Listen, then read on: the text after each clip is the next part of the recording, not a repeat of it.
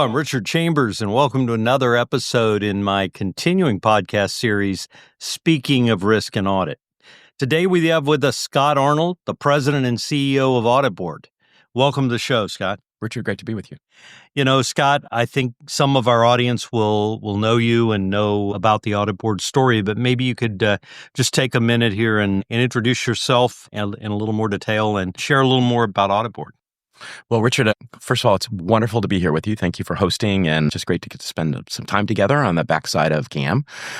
My journey with AuditBoard started as the pandemic hit. So ironically, about 5 years ago, almost today, was when the world shut down. And it was only about a month after that I started conversations with our founders, Jay and Dan, about what it might be like to lead AuditBoard. And I had a little bit of a background, maybe a little bit of a backstory, in that I'd served on the board of one of the Gen 1 GRC companies. And so I'd learned a lot about the space, had gotten excited about what it meant to manage risk and audit and compliance more effectively. But I saw so much customization and I saw technology really not meeting what were the needs of the customers. And so I'd gone away, I'd gone in another direction. And so it was with the chance of meeting Jay and Dan again that I got a fresh look at AuditBoard. And so what was it about AuditBoard that inspired you to make that leap?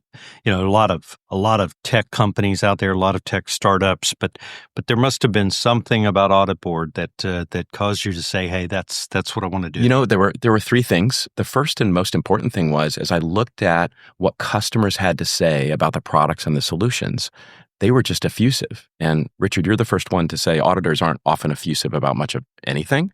So that was a big step forward for me. I say effusively. So that was one really important thing that told me that there was something maybe special here.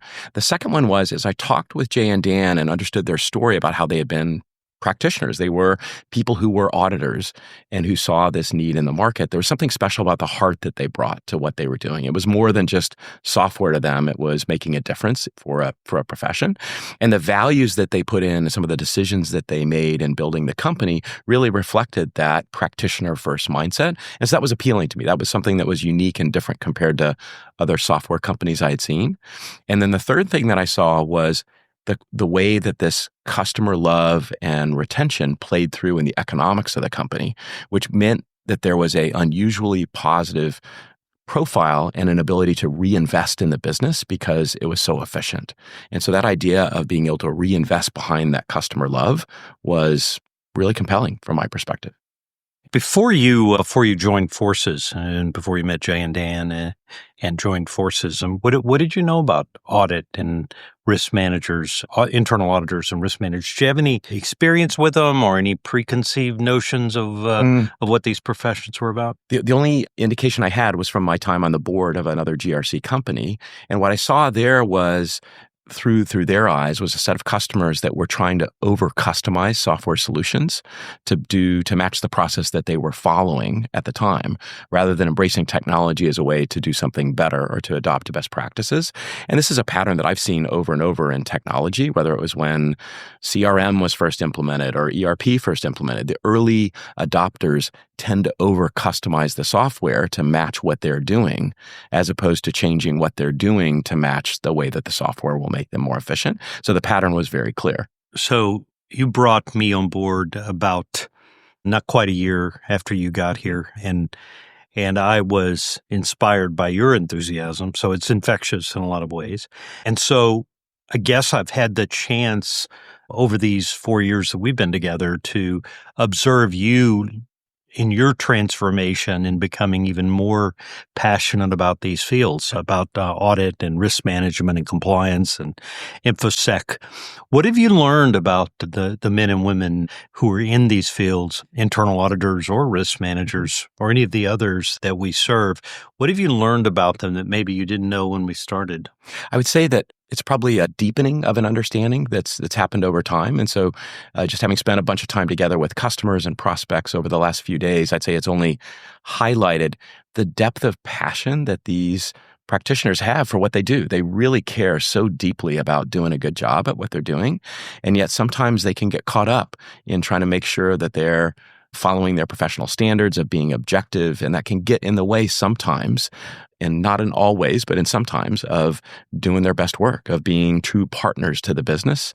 And so I think that's a challenge. And so what I've seen over time is, as the world has gotten more and more complex, as the challenges have gotten bigger and bigger, they're carrying a very heavy load on their shoulders, and they just care so deeply that it can be a little overwhelming. I've had customers break down in discussions because they're just feeling overwhelmed by the challenges that are facing them and their companies. Yeah. Speaking of those challenges, I mean, you and I talked a lot about it. I've written about it. I use the word permacrisis a lot to talk about the era of the 2020s. And so almost since the moment you joined AuditBoard, kind of at the onset of COVID, and certainly during my time after leaving the IA and being a part of AuditBoard, the world has just been in a complete cycle of disruptive events, risk-induced disruptive events. And so why is it important in this environment for internal auditors to have, and risk managers and all of them, to have access to the kinds of technology solutions that AuditBoard has available? So I'd start by saying that, what a weird time to start in a company, right in the beginning. What we thought was hope was the end, but it was the beginning of COVID. And as I've watched our employees and our customers go through just the massive change that is meant by first being home and now being back with the changes in risk in the environment, I'd say that the thing that comes over and over again is it's easy to be overwhelmed. And yet it's exactly that overwhelming set of external circumstances, of the risks that are both inherent, the seen and unseen risks, that makes the use of technology all the more important. It's just not possible for human beings to see everything. And so in that sense, technology can be a huge asset in terms of being able to expose, see things that you wouldn't otherwise see, and free up people's time to do thinking work rather than grunt work. And so one of the things that's been most appealing and fulfilling for, I think, us as a company is seeing our customers say, I now have a little bit of capacity that I can think instead of just doing work, administrative work. Yeah, absolutely. If I were to think about, different scenarios and different challenging scenarios in which to be in a leadership role, and of course, I had the chance myself to take over at the IA during the depths of the financial crisis, so I had a little bit of chance to experience some of that disruption that's going on at the same time you're trying to lead, but I can't imagine a scenario that would be in some ways more challenging than trying to lead, a fledgling tech startup during COVID, during a disruptive era, with all of the external forces going on in the world, all of the technology innovation that's happening around you. How has that inspired your leadership style of these last 5 years, just with everything that's happening as sort of in the backdrop? I'd say it hasn't been easy, first of all, and huge credit to the team for having pulled together and found a way to make it work. I would say that in my experience over my career, whenever something crazy or bad happens, there's always an opportunity in there somewhere. And I'll go back to Jay and Dan. I think one of the things that they embedded deeply in the business was this idea of the core values by which we operate. And if we think about going from about 200 people when I joined, all in the office together in Cerritos, California, to now about 800 employees all over the world, what's tied us together and enabled us to scale in that way and in a way that's authentic for our customers is our core values. And that starts with putting an understanding of what the customers really need first. And so I think that's really the glue. That's what's made it possible, is to be able to do that, is to come together around those values. And so as a result, recruiting executives, recruiting team members under them who buy into that, who see supporting the practitioners that we serve as a mission, as something core and important to them, has been critical. And it's interesting, during this time, there's been a rise in the view of, I want my work to have great purpose. I want to believe that I'm making a difference as part of joining any company that people are a part of. And so not every person views supporting practitioners, auditors, risk managers, compliance professionals as a noble purpose, but we do, and those who join us do as well. And so I think that, ironically, the hardest part was the simplest part, which was to have that as the core value and continue to maintain that in a core way.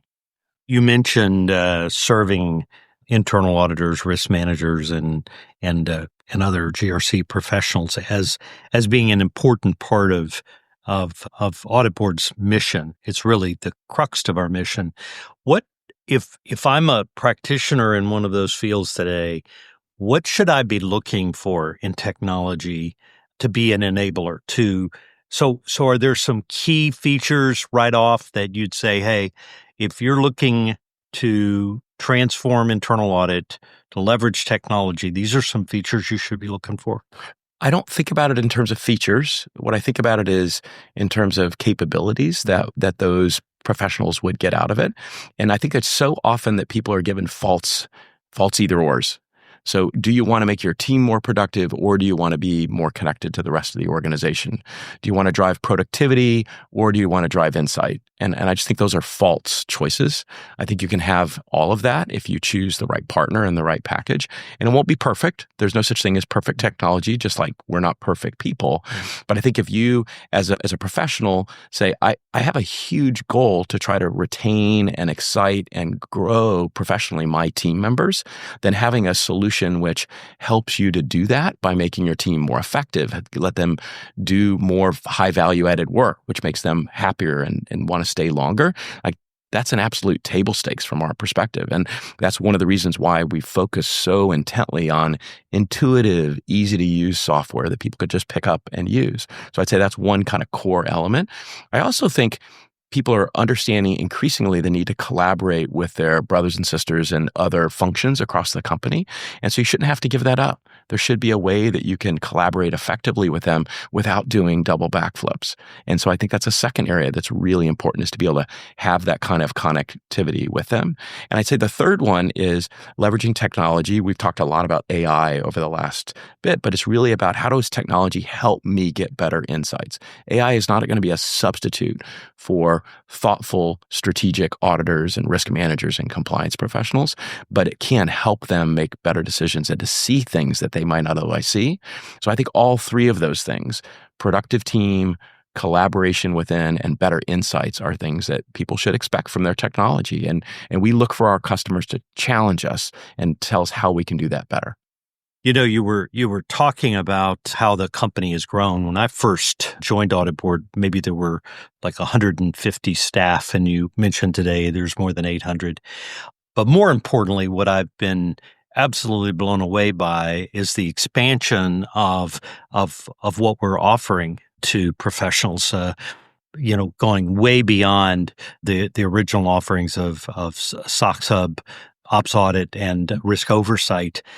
Is there sort of a guiding principle that's led AuditBoard to continue to innovate and expand? I mean, how would you describe that? One of the things that Dan Kim, our founder, brought to us was this core value of really listening to the customers. And one of the things that's different about that, a lot of companies have something like that in their values, but what was different about Dan's version is having ears of a practitioner to really understand what's being said and what's not being said, and then really seeking to listen. He says, if you want to know what to do, your customers will tell you if you will just listen to them. And so that listening has been a core element. And so the way that that's played into product expansion is our customers have told us where they want us to expand. So it started off with SOX Hub, as you said, and there were IT members of the organization that were providing evidence in ITGC parts of SOX. And they said, hey, this is very different than anything we have. Could we have a solution like that? And that's really how we made the bridge into serving CISOs and InfoSec organizations, was by them creating pull for us and asking the SOX auditors to provide an introduction. And so we followed that adjacency model to go to what's the next problem that you've got? What's the next solution that we could offer? And often there's a way to use our current solutions to do it pretty well, but then what we have to listen to is what would make it really great, and what are the additional use cases we need to build, what are the additional capabilities that we need to add to really serve that new problem in a fit for purpose kind of way. And so the beauty of that, if you're an investor in AuditBoard, is because we are doing this product creation with customers as partners, then it shortens the cycle time of doing that. It lowers the risk because we're getting customer input right as part of the process. And it therefore enables us to develop new products at a lower cost. And so we're able to innovate faster, ironically, back to that core value of just listening to our customer. Yeah. You mentioned investors. I'm sure it's not lost on many of our listeners that last year AuditBoard was part of a very large acquisition transaction, one of the largest in the U.S. last year. So this acquisition by HG, a globally respected firm in its own right, how is that transforming AuditBoard, and what do you think that means for the future? Well, I think the first thing that we should talk about is what it means for what we've built together and what our customers have done. So HG would not have paid the price they did if there wasn't something pretty special about what we've been able to build with our customers and the products that we already have. So it's a reflection of the success of those who have worked hard to build what the company is today. But HG's in this to make money. And so they are also reflecting with this what they believe is possible with the company going forward. And so one of the things that HG noticed is that we have had a very North American-centric set of customers and opportunities. And HG is fundamentally a European domiciled private equity firm. And so they see a massive opportunity for us to expand geographically. We have a strong operation in the UK, increasing operations across Europe, but we just think there's lots and lots of opportunity to grow that further.